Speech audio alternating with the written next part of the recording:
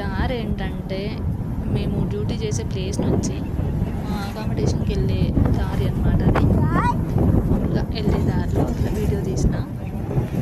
చూడండి గదర్లో అంటే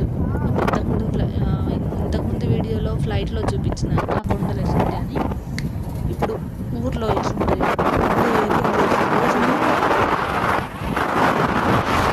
కొత్తగా కొండలు ఉంటాయి.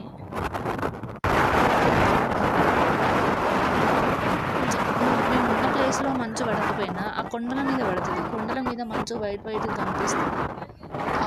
ఆ మంచు ఆ గాలి వస్తుంది, అది ఎట్లా వస్తుందో తెలియదు కానీ అక్కడ ఎక్కడో పడ్డ మంచు గాలి మేమున్న దగ్గరికి ఇక్కడి వరకు వస్తుంది. చల్లగా అసలు తట్టుకోలేము ఆ చలి. చూడండి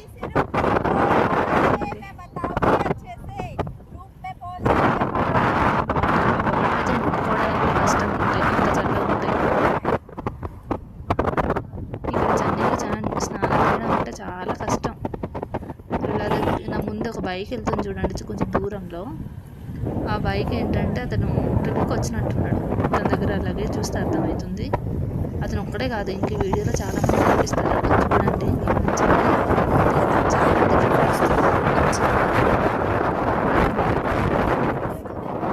ఒక్కొక్కసారి అనిపిస్తుంది నాకు ఇక్కడ అంత బైక్ మీద వచ్చి చూడితే అంత ఏముంటుందబ్బా అనిపిస్తుంది.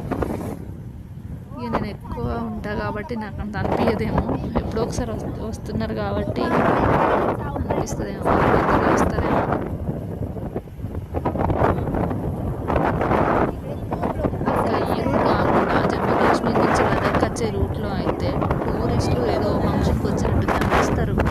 చాలామంది ఓన్ వెహికల్స్ తీసుకొని, మన సౌత్ నుంచి కూడా చాలామంది వస్తారు ఓన్ వెహికల్స్ తీసుకొని, చాలా లగేజ్ తీసుకొని, ఆక్సిజన్ బాటిల్స్ అన్నీ సౌకర్యాలు చూసుకొని వస్తారు.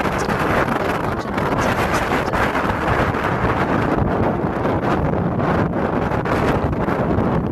ఎంతమంది టూరిస్టులు వస్తారు.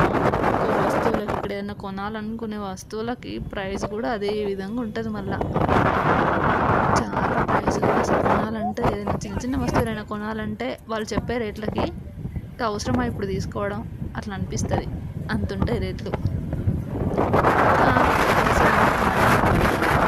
ఫస్ట్ అయినా ఎట్లున్నా కొనాల్సిందే.